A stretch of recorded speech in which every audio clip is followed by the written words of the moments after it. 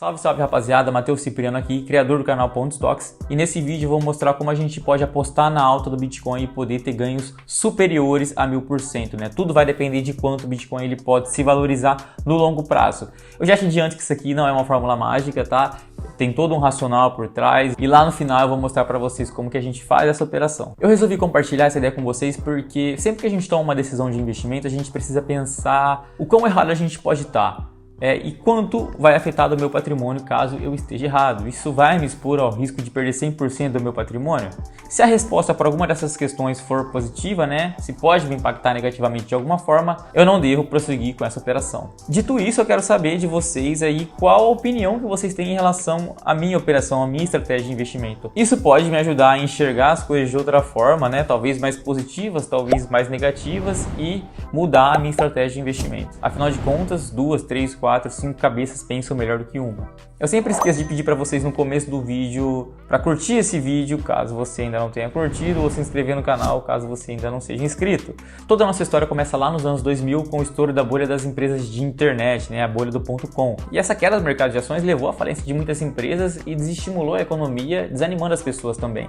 Então, o Federal Reserve ele abaixou a taxa de juros que estava em 6,5% nos anos 2000, e no ano de 2013 essa taxa estava 1%, então teve uma queda muito significativa. E isso refletiu diretamente na economia, porque o dinheiro ficou mais barato, as pessoas passaram a consumir mais, a pegar mais dívida, e isso alimentou a bolha da vez, que era o mercado imobiliário americano. Diretamente relacionado com essa oferta excessiva de dinheiro na economia, né, com essa facilidade de captação de crédito para se investir em casas, começaram a surgir alguns sinais ali na economia, que era basicamente o aumento de inflação. E para acontecer o aumento de inflação, o Banco Central ele aumentou a taxa de juros, o que levou à queda do mercado imobiliário americano e também do mercado de ações. Inclusive, o banco de investimento Lehman Brothers quebrou e existiu o risco de vários outros bancos quebrarem, e por isso o Fed, que é o Banco Central dos Estados Unidos, imprimiu muito dinheiro e comprou aqueles títulos, aquelas hipotecas, aqueles financiamentos imobiliários que era quase 100% de certeza que não iriam ser pagos. Então ele imprimiu grana, deu essa grana para os bancos e assumiu a inadimplência desses títulos. Isso resolveu o problema, mas ele não mostrou um sinal muito importante que a gente nunca tinha experimentado antes, que era a inflação. Como a maioria desses incentivos ficaram concentrados no mercado financeiro, né, nos cofres dos bancos, né, o que aconteceu foi que esse dinheiro ele foi utilizado para conseguir organizar os fluxos de pagamento entre superavitários e deficitários. Ou seja, a empresa ela podia até ter dinheiro no longo prazo para poder pagar as dívidas que vencem nesse ano, mas o problema é que ela precisa pagar a dívida esse ano e ela não tem esse dinheiro. E aí o sistema financeiro ele conseguiu orquestrar isso através desses incentivos do Banco Central dos Estados Unidos. Mas isso não refletiu nos índices de inflação, porque esse dinheiro não estava circulando na economia, na mão das pessoas. Porém, os reflexos disso começaram a surgir lá no ano de 2016. E aí o que se notou foi uma oscilação muito grande no índice de produção industrial dos Estados Unidos, né? Uma oscilação muito grande, depois uma forte queda. E o gatilho para isso foi quando o Fed ele começou a se desfazer desses empréstimos podres, né? Como ele captou muitos títulos de dívida e continuou comprando ao longo do tempo, o que aconteceu foi que agora ele deixaria de comprar estes títulos, né? O dinheiro ficaria para ele, e isso consequentemente significa em retirada de dinheiro da economia, porque vai tudo para o cofre do Banco Central. Porém, essa manobra não deu certo, ele percebeu que ele precisaria fazer o contrário, e aí chegou 2020 e toda a loucura que vem sendo desde o coronavírus.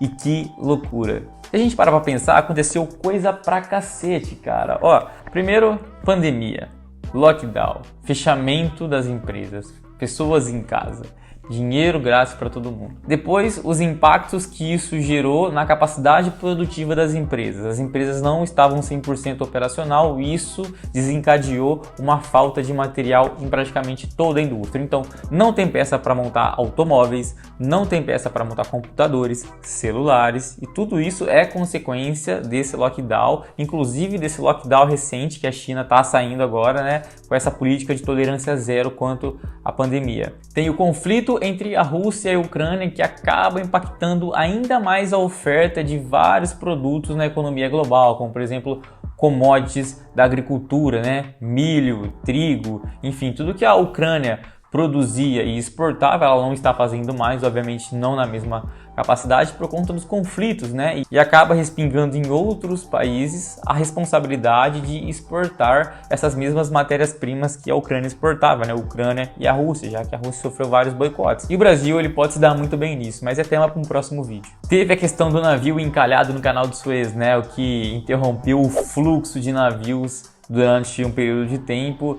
e isso contribuiu ainda mais para o aumento de inflação no mundo. E agora tem essa questão da retirada de liquidez da economia norte-americana para tentar controlar a inflação, que já é a mais alta dos últimos 41 anos. Então eu acho que agora a inflação ela saiu do controle, né? Talvez agora a gente pague o pato de tudo que foi feito no passado, né? Principalmente lá nos Estados Unidos, não só nos Estados Unidos, mas nas principais economias do mundo, isso inclui Reino Unido também. E quando a gente olha para o Bitcoin, ele surgiu como uma alternativa a esse sistema financeiro tradicional, né? Como uma alternativa, digamos, de privacidade de dinheiro. Às vezes isso pode ser não importante agora, mas eu tenho certeza que grande parte do valor do Bitcoin está ligado à sua privacidade, né? No futuro, talvez a gente precise de uma privacidade muito grande quanto ao nosso patrimônio, porque a gente vê bancos centrais do mundo o tempo todo influenciando na economia. Então a tendência é que eles tenham um controle maior sobre o nosso dinheiro e, como consequência disso, eles vão passar a ter informações mais completas em relação ao nosso dinheiro, ao nosso patrimônio. E vale lembrar que isso não cabe a eles. Esse dinheiro não é deles, esse dinheiro é seu. E o Bitcoin, ele surgiu como uma opção de você ter uma moeda privada sua, que ninguém pode saber o quanto você tem de patrimônio. E o Bitcoin, ele também carrega no seu DNA tudo que as moedas fiduciárias não carregam no delas, né? Que é a valorização da moeda ao longo do tempo. As moedas fiduciárias, ou seja, moedas de governo, elas tendem a se desvalorizar ao longo do tempo. Elas sempre vão se desvalorizar. A não ser que os bancos centrais eles passem a tomar medidas para valorizar preço das suas moedas, porém isso é extremamente prejudicial para a economia daquele país. Então por isso eu acho muito improvável que a moeda norte-americana, que o dólar, seja uma moeda deflacionária do que inflacionária. A tendência é que continue sendo uma moeda inflacionária aí forever. O Bitcoin ele tem o seu limite máximo em 21 milhões de unidades, então não é possível você conseguir criar mais bitcoins além desses 21 milhões, e também o seu código proporciona uma oferta de bitcoins que vai caindo gradativamente ao longo de a cada 4 anos, processo conhecido como halving, quando a recompensa pela mineração cai pela metade. Isso permite uma coisa bem interessante, que é mais pessoas vão se interessando por essa criptomoeda. No passado não era ninguém, e aí 5 anos depois já era um punhado de gente, 3 anos depois era ainda mais gente, e aí 2 anos depois a gente vê investidores profissionais falando de Bitcoin, gestoras de investimento relacionadas a Bitcoin. E isso permite que mais pessoas vá se interessando, enquanto a quantidade de Bitcoin que é criada, ela é gradativa, ela é lenta.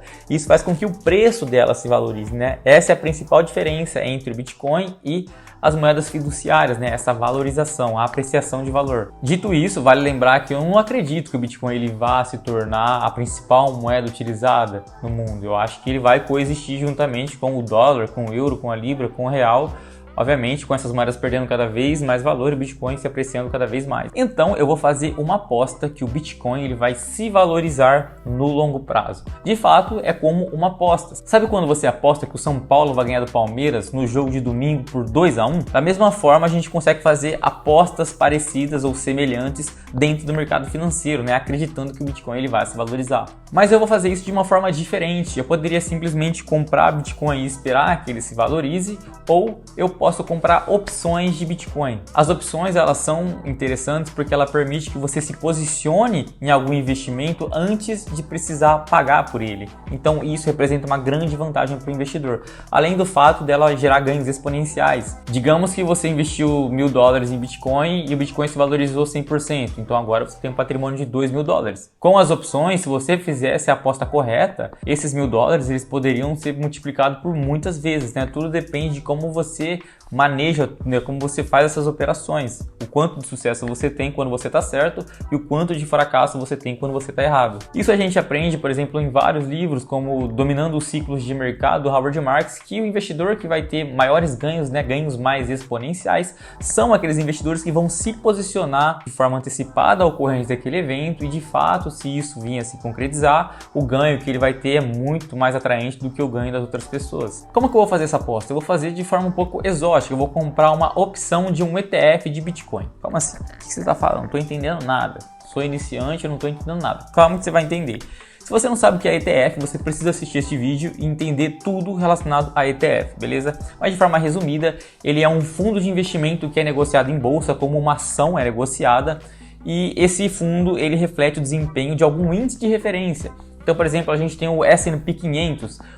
No Brasil, a gente tem um ETF chamado IVVB11, que ele replica o desempenho do S&P, né? Além também de ter o dólar embutido nessa performance. Então, se o mercado americano subir 10%, o IVVB11 vai subir 10%, mais a valorização ou desvalorização que o dólar teve frente ao real. Pegando um exemplo mais fácil, o BOVA11. BOVA11 ele é o ETF que replica o índice Ibovespa. Então, se o Ibovespa sobe 10%, o BOVA11 também sobe 10%. E por que eu faço isso através de ETFs de Bitcoin?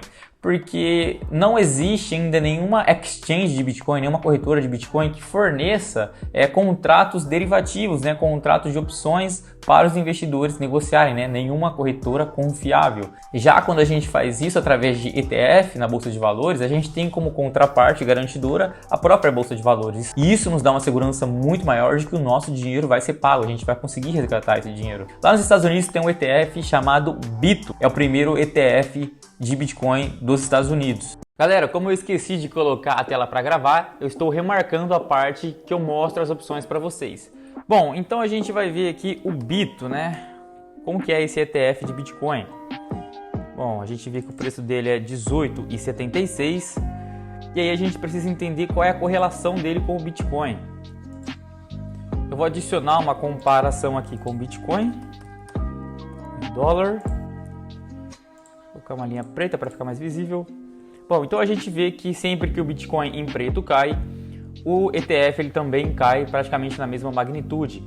Essa linha ela não é igual porque o ETF de Bitcoin, como ele é um produto negociado em bolsa de valor, ele não é negociado aos finais de semana. Já o Bitcoin, ele é negociado 24 horas por dia, todos os dias da semana, tá? Então, sempre que abre o mercado na segunda-feira, esse ETF ele tem um reajuste de preço e passa a ter a mesma performance do Bitcoin. Mas a gente vê que no longo prazo a performance deles são praticamente idênticas, tá? Agora vamos olhar para as apostas que tem disponíveis no mercado. Uma coisa que é importante falar para vocês é que o Bitcoin, às vezes, ele passa por longos períodos onde ele não tem alteração de preço, né? O chamado inverno cripto. Normalmente é sempre prestes a acontecer um halving, né? Onde a recompensa de Bitcoin cai pela metade. E também agora com o aumento de juros nos Estados Unidos, esses ativos mais arriscados, como ações e criptomoedas, podem sofrer bastante, né? Mas no longo prazo eu acredito que o Bitcoin ele é uma alternativa, então por isso que a gente vai fazer essa aposta, tá? Justamente por esse motivo dele poder passar longos períodos de tempo sem se valorizar, a gente vai buscar fazer uma aposta com prazo de duração maior. Então a gente vem em opções e a gente vai procurar aqui o vencimento mais longo, né? A gente vai clicar aqui e ver que o vencimento mais longo é em janeiro de 2024. Então agora eu vou procurar apostas para o começo do ano de 2024, né? Então a gente tem um longo período até essa aposta, né, o Bitcoin se valorizar. O que a gente precisa encontrar agora nessa tela é basicamente o preço que a gente acredita que o Bitcoin vai chegar, e isso é esse azulzinho aqui, o strike, e também opções que são muito negociadas. E a gente vai ver isso através da quantidade de interesse em aberto e do volume de negociação, né? E quanto menor for esse spread de compra e de venda, melhor para a gente, né? Significa que a opção ela é precificada de forma mais correta. E aqui a gente tem o último preço. Então a gente vê que essa opção aqui ela é bem negociada, né? Ela tem uma negociação muito boa, porém o preço de aposta é em 11 dólares, né? O BITO ele já está em 18, então ele já está dentro do dinheiro, né? Eu preciso fazer uma aposta mais arriscada para poder ganhar mais. Então eu vou descendo mais procurando opções mais fora do dinheiro, né? Mais distantes do atual preço do ETF BITO. Então a gente consegue ver que tem uma legal aqui sendo negociada em 25, Tem uma legal sendo negociada em 30. Vamos dar uma olhada aqui. Tem uma quantidade legal em 35. Vamos olhar mais longe, né, para o improvável. Olha só aqui a última opção, né? 65 dólares. Tem um interesse, é o maior interesse em aberto, né? A opção mais negociada. E a gente vê que o último preço pago foi 78 centavos para fazer essa aposta. Vale lembrar que as opções você consegue apenas negociar de 100 em 100.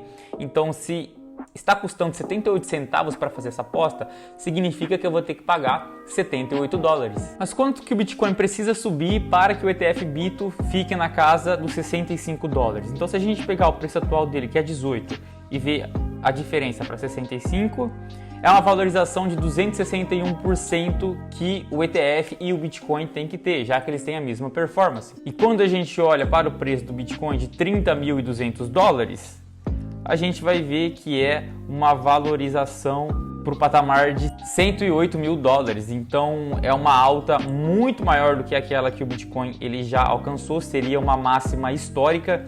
Eu acredito que no longuíssimo prazo, e novamente, longuíssimo prazo, o Bitcoin ele vai passar desse patamar, eu aposto nisso, porque quando esse mercado ele está aquecido, ele está sendo bem falado, está nos noticiários, nas manchetes, ele tende a sofrer grandes valorizações, então eu vou fazer essa aposta. E quando a gente olha para o potencial de valorização que essa aposta tem ao longo do tempo, a gente vai ver uma coisa muito surreal, e agora vocês vão ver o poder que as opções têm, né? O poder de alavancar o seu capital. Quando o Bitcoin ele estava valendo 60 mil dólares, essa aposta que a gente estava olhando custava mais ou menos aí 13 dólares, né? E atualmente, depois dessa queda do Bitcoin e com o passar do tempo, está valendo 78 centavos. Então, olha a desvalorização que essa opção teve. E quando a gente olha para a projeção que essa opção, que essa aposta tem o potencial de valer caso o Bitcoin ele volte para a casa dos 60 mil dólares, é uma coisa surreal. A gente vai ver, deixa eu colocar aqui o marcador, 78 centavos. Se ele voltar para o patamar de 60 mil dólares, essa opção vai se valorizar. Aqui está dizendo que é 1.853, mas não é exatamente essa rentabilidade. Por quê? Porque essa aposta valia 12 dólares no passado, ou seja, ela tinha um tempo maior para que isso se concretizasse. Como já passou aqui um bom período de tempo, né, alguns meses, essa opção ela vai perdendo valor, mas essa rentabilidade ainda assim ficaria acima da casa dos 1000%. Mas existe um grande potencial do Bitcoin ele ultrapassar essa barreira de 60 mil dólares, né? Atingir máximas históricas, como por exemplo 108 mil pontos. E aí essa opção ela pode se valorizar aí absurdamente, como vocês podem ver. Então tudo depende da aposta que você faz. Porém, existe a chance do Bitcoin ele não se valorizar até o prazo de vencimento dessa aposta, né? Dessa opção. E aí o que a gente vai fazer é basicamente fazer uma nova aposta, talvez no mesmo strike, né? Tudo depende das condições de mercado, mas a gente vai apostar que no longuíssimo prazo ele vai se valorizar. Com as opções é muito comum a gente fazer a leitura certa do que vai acontecer, porém a gente entrar de forma muito antecipada. E isso consequentemente tem custos, né? Então você precisa gerenciar o seu patrimônio para que você sempre consiga fazer essa aposta caso ela não se concretize. Sobre as opções é isso, eu acredito que se eu tenho alguma coisa a mais a acrescentar é que saber utilizar as opções você consegue se posicionar em um investimento mesmo não tendo dinheiro para fazer, né? Digamos que você vai receber um bônus no final do ano, né? Um 13º salário de 1.000 dólares e você vai investir todo esse dinheiro em Bitcoin ou qualquer outro investimento. Com as opções você consegue pagar um preço muito menor e garantir a sua participação nesse investimento lá no futuro. Então é uma forma muito eficiente de você posicionar os seus investimentos. Espero que vocês tenham gostado, espero que não tenha sido um vídeo difícil. Opções pode parecer um pouco assustador no começo. Se você tem alguma dúvida, deixa aqui nos comentários que eu vou te responder em forma de texto ou em forma de vídeo, né? Eu faço vídeo para te responder. Então deixa o seu like aí porque você assistiu o vídeo até aqui e se você não deixar o like, isso não é legal, porque se você ficou até aqui, você gostou desse conteúdo, então só dá o like. Você acha que isso não me ajuda, mas cara, ajuda porque isso me faz crescer, isso me faz chegar mais longe. Se você não curtiu, pode sair sem deixar o seu like.